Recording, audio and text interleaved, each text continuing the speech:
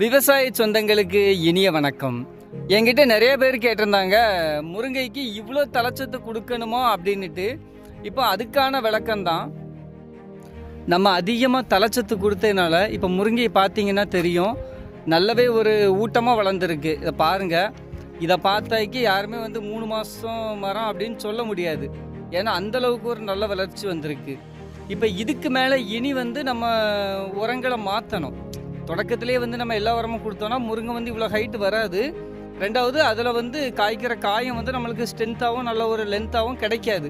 அதனால் நம்ம தலைச்சத்து அதிகமாக கொடுக்கும் பட்சத்தில் மரத்தோட லென்த்து நல்லா போயிடும்.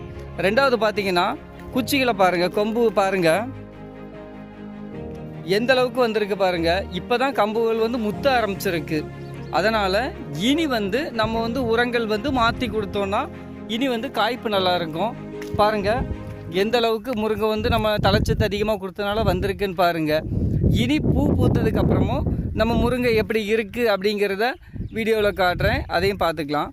இப்போ பாருங்கள் எந்த அளவுக்கு வளர்ந்துருக்குன்னு. ஒவ்வொரு மரமும் பார்த்திங்கன்னா குறைஞ்சபட்சம் ஒரு 12 அடி 15 அடி ஹைட்டுக்கு வளர்ந்துருச்சு. இதில் பார்த்திங்கனாலே தெரியும்.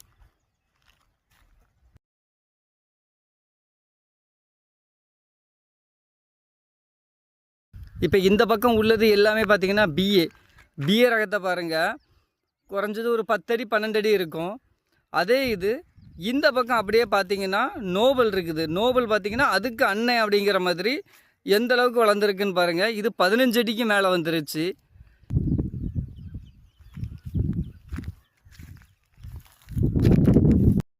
இனி நம்ம கொடுக்க போகிற உரங்கள் தலைச்சத்து கம்மியான உரங்களை கொடுப்போம்.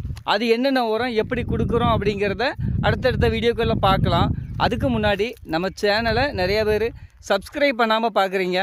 முடிஞ்ச வரைக்கும் சப்ஸ்கிரைப் பண்ணிவிட்டு விவசாயிக்கும் ஒரு ஆதரவு கொடுத்துட்டு பாருங்கள். நன்றி.